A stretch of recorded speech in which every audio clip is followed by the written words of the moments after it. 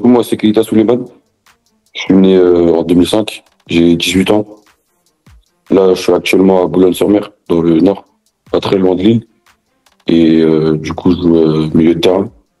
On va dire un peu polyvalent. Je suis un joueur assez offensif, de base. Et je peux jouer aussi 6, 8, 10 et un peu sur les côtés aussi. Ok. J'aimerais bien que tu nous dises ton parcours, à quel âge tu as commencé le foot et ton parcours jusqu'à aujourd'hui. Ok, pas de souci. Bah, du coup, moi, j'ai commencé dans un petit club originaire du 19e, du coup, à FC Solitaire. J'ai commencé à l'âge de 5, 6 ans. J'ai commencé très tôt. Je suis resté jusque mes U13. Et par la suite, je suis parti au Red Star en U14. J'ai fait une année là-bas, ça s'est bien passé. Et après, j'ai décidé de partir à Montfermeil, du coup en U15. J'ai fait de mes 15 à mes 17. Ouais, de mes 15 jusqu'à mes 17 là-bas. Et il y a 2 ans, j'étais à Drancy, du coup, en 18. J'ai fait une année. Et là, maintenant, ça fait 2 ans que je suis à Boulogne. Ok. Alors, pour reprendre un petit peu, toi, à quel moment tu t'es dit qu'il y avait des possibilités, qu'il y avait moyen de faire du foot un travail? Bah, pas dire comme tout le monde, mais on va dire à peu près à l'âge de 13 ans, 13, 14 ans. Au début, c'était plus un sport pour histoire de faire un peu de sport à côté, après les cours, etc. Et ça m'a plu, enfin, c'est un sport qui m'a plu. Et du coup, de là, j'ai continué, et puis voilà. Et ouais, on va dire à l'âge de 13, 14 ans. C'est quoi l'élément déclencheur? C'est quoi qui te dit, ouais, ah là, peut-être qu'il y a moyen de gratter quelque chose? Ça a été quoi l'élément déclencheur qui t'a fait basculer entre guillemets, le loisir, les amis et le truc où, là, je me conditionne peut-être, si je suis sérieux, je peux avoir quelque chose. Bah, comme je disais, du coup, à l'âge de 13 ans, en U13, du coup, j'étais, comme je suis en fin d'année, j'ai commencé à avoir des clubs un peu sur moi. Et bah, du coup, ça, c'est parti d'ici, du coup, le fait que j'ai switché sur le fait de loisir et que j'aurais pu en faire mon métier, que je peux en faire mon métier, du coup. Ok. Euh, Qu'est-ce qui a fait que des clubs se soient intéressés à toi? C'est quoi tes qualités? Qu'est-ce qui ressort par rapport à ton poste, etc. Bah, je pense qu'ils ont vu une qualité chez moi qui était bah, que je restais moi-même quand j'étais en détection, que ça soit en club. Enfin, j'étais toujours moi-même.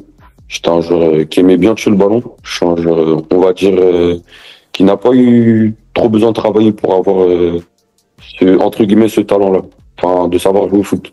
Parce que c'est pas donné à tout le monde de savoir taper le ballon très tôt. Et du coup, bah, ouais, c'est ça, on va dire. C'est le fait que je reste moi-même, etc. Et, Pour rebondir par rapport à ça, tu disais qu'il y avait des clubs sur toi, t'avais des essais, etc. Qu'est-ce qui a peut-être bloqué pour que tu arrives à aller en centre de formation? on va dire le manque de maturité. Que j'étais encore petit. C'était mes premières fois où j'avais autant de clubs et que j'étais, on va dire, un petit peu en stress, un peu avant chaque détection ou même pendant la détection. Je prenais du temps à rentrer dedans, etc. T'as joué pas à chaque fois au meilleur niveau, on va dire. Bon, pour les niveaux régionaux, on va dire que là, on sait que l'île de France c'est assez physique, c'est assez athlétique, etc. Mais quand tu découvres le niveau national, quand tu es à Montfermeil, etc., c'est quoi qui a changé entre le football, on va dire, régional où il n'y a que l'île de France et le football où tu peux évoluer contre des centres de formation dans un premier temps, mais aussi des clubs où les meilleurs de la région sont à l'intérieur. C'est quoi les grosses différences ou la grosse différence que tu as vue? Bah, la différence, c'est que bah, déjà, nous, on s'entraînait pas. On essayait de s'entraîner le plus possible dans la semaine. Et après, on voit quand même la différence par rapport aux centres de formation qui s'entraînent eux tous les jours, qui doublaient des fois par jour. Et tu vois le manque que nous on a par rapport à eux, par rapport à le manque de concentration, des quelques petits détails que nous on n'avait pas, qu'ils avaient, qui travaillaient, etc. Que qu'en centre ils ont, qui bénéficient, enfin qui sont bénéficiaires pour eux du coup en match, que ça soit en entraînement, etc. que nous, on n'avait pas forcément en club amateur. Toi, est-ce que, en arrivant au niveau national, tu as eu une routine différente, que ce soit sur travail en dehors des séances, est-ce que le sommeil, est-ce que la nourriture? Comment ça a été quoi un peu ta routine à ce niveau? Est-ce qu'il y a eu du changement? Est-ce que tu es resté toi-même? Bah, comme je disais tout à l'heure, moi, je suis une personne qui reste toujours comme je suis. Mais je vais pas dire que de là, il n'y a jamais eu de changement. Tu vas toujours avoir un changement une fois que tu changes de niveau. J'ai une petite routine quand même qui a changé. Enfin, je faisais des séances en plus dehors. J'avais un prépa physique. Enfin, quand je pouvais après les cours, j'allais avec quand je finissais les entraînements, etc. Quand j'avais pas entraînement, pareil aussi. Euh, J'allais un peu à la salle, etc. Des trucs qu'on n'avait pas du tout en club amateur du coup, qu'ils avaient en centre de formation, qui est très important du coup. Je me suis dit que je devais, bah, pour moi, travailler pour aller au plus haut niveau. Alors, on va rapidement aller, on va dire, du côté de là où tu es actuellement à Boulogne, du coup. Comment on passe de Drancy à Boulogne? Comment ça s'est fait? Comment, tu vois, pourquoi ce choix-là? J'aimerais bien que tu nous expliques un peu les démarches, le fait aussi de quitter l'Île-de-France, etc., peut-être plus de visibilité, que tu nous racontes un peu entre guillemets, ce transfert. Bah, ce transfert déjà, bah, du coup, j'étais en 18, comme je le disais, à Drancy. Et on avait un bon groupe, on était très bien avec le groupe, avec le coach, etc., et les staffs. Et du coup, j'ai décidé de faire ce choix parce que je me suis dit que vite, j'allais en mode senior et enfin, j'allais être en avance par rapport aux copains qui étaient avec moi, enfin, en Ile-de-France.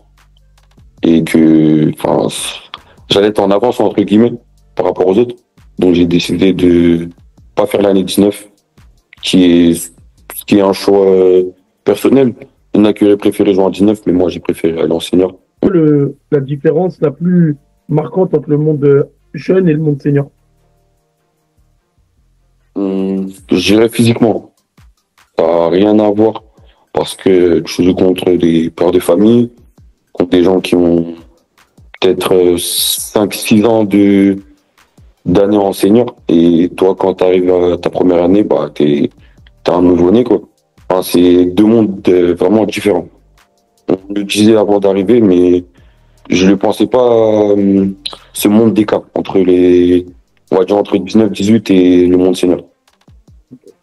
Et de ton côté, même si, voilà, comme tu l'as dit, tu ne changes pas, etc., mais qu'est-ce que tu as dû améliorer plutôt rapidement pour te mettre dans le tempo? Et des fois, on est là, on a un peu de temps de latence. À un moment donné, on se dit là, ça, si je ne le change pas, je vais perdre trop de temps. Toi, ça a été quoi le truc que tu as décidé vraiment de passer un step? La simplicité. Parce que en région parisienne, on est beaucoup à porter le ballon, souvent en match, que ce soit en entraînement. On est beaucoup, enfin, on est des joueurs assez techniquement, on est à l'aise. Et par rapport à ici, on va dire la région du Nord, c'est physique. Du coup, nous, physique, enfin, moi personnellement, physiquement, j'étais pas, on va dire, prêt à être enseignant, etc. Et ouais, du coup, ma simplicité. C'est ce qui a fait que je me suis dit que si je changeais pas ça, bah, ça allait être dur pour nous. Tu peux nous raconter un peu comment elle s'est déroulée ta première année, l'acclimatation, le temps de jeu? Est-ce que comme ça, on va pouvoir embrayer sur celle actuelle. Bah, du coup, l'année dernière, Boulogne, ils étaient en National 2. Ils ont fini champion, du coup, la nationale. On a commencé l'année, je jouais beaucoup. Et plus l'année elle avançait, tu avais des redescentes enfin, du coup, qui n'étaient pas convoqués, qui redescendaient avec nous. Et je commençais à être remplaçant, plus être dans le groupe. Et on va dire, je sais plus exactement quand, mais au bout d'un moment, j'ai été plus dans le groupe pendant 2-3 mois. Pendant 2-3 mois, j'étais plus dans le groupe, etc. Et je pense que c'est ça qui a déclenché, on va dire, entre guillemets, ma fin de saison. Parce que j'étais un peu plus en séance, un peu plus concentré.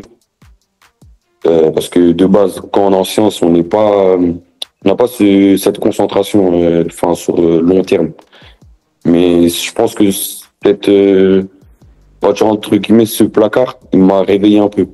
Enfin, je me suis posé beaucoup de questions, je me suis remis en question tout seul. Et on va dire ouais, au mois de mars, j'ai repris. J'ai repris contre Amiens. J'ai été remplaçant, etc.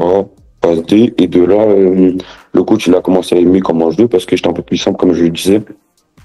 Je jouais un peu plus simple. Et je restais toujours moi-même. C'est-à-dire que quand des fois fallait porter le ballon, je le portais. Quand il fallait le lâcher en deux touches, je le lâchais. Enfin, j'étais moi-même. Ce qu'il me demandait de le faire, je le faisais. Et du coup, de là, bah, j'ai continué ma saison comme ça et j'ai enchaîné buts, passes D, etc. Et puis voilà. J'ai fini, on va dire, entre 10 et 15 buts, quelque chose comme ça, et 7-8 passes D. Mentalement, comment tu te conditionnes dans ces moments-là et pour toi, le mental, il a quelle importance dans le monde du football? Bah, le mental, j'ai envie de te dire que bah, c'est la première chose à avoir parce que si t'as pas le mental, ça va être dur pour, bah, même dans la vie de tous les jours, si t'as pas le mental, c'est dur. Et que il faut avoir des proches qui t'aident aussi parce que sans les proches, on peut pas. Enfin, si t'as pas des gens qui sont derrière toi à chaque fois à te pousser, bah, ça va être dur. Surtout moi qui est jeune. Comment ça se passe le début de saison là pour toi? Bah, là, cette année, on est, collectivement, je parle, on est premier, on est très bien classé. Euh, individuellement, bah, comme l'année dernière, il y a des rotations, etc. Mais bon, là, ça se passe mieux, du coup, parce que l'année dernière, ça s'est très, très bien passé en fin de saison. J'ai repris avec la nationale, du coup, en préparation physique, en prépa. On était peut-être un groupe de 6 de l'année dernière. Et du coup, voilà, ça se passe bien. Là, je suis à peut-être 5 buts et 4 passes D en 6 matchs. Toi, ce serait quoi le conseil ou les conseils que tu pourrais donner à des personnes qui sont invitées à un rassemblement peut-être pour la première fois et pour qui ce sera peut-être leur seule chance de se montrer? Bah, de jouer comme ils sont en club, parce que s'ils ont été invités, c'est qu'ils ont un potentiel, on va dire. C'est qu'ils ont vu quelque chose en eux. Et que, ouais, de jouer avec les autres. Enfin, de pas trop jouer seul, parce que, en vrai de vrai, les gens à côté, bah, ils voient comment vous êtes. Et, du coup, de rester vous-même et de jouer avec les autres. Toi, tu penses quoi de ce type d'application? Foot bah, c'est des applications pour vous qui peuvent vous aider, du coup.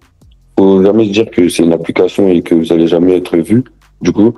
Et de toujours se donner à fond, rester vous-même, comme je disais, de jouer avec les collègues. On finit juste sur une chose. Là, ça va être quoi, toi, tes objectifs à court et moyen terme? D'essayer de monter avec l'équipe 1, de gratter un maximum. Et on va dire d'être au niveau national, etc. Dans quelques années pour commencer à performer dans les grands championnats de national en France. Okay. Je te laisse le mot de la fin. Si tu as un message à nous faire passer. Et comme je disais depuis le début de la vidéo, de rester vous-même, de jouer votre football. Et du coup, on joue à un sport, il faut prendre du plaisir. Du coup, prenez du plaisir dans ce que vous faites.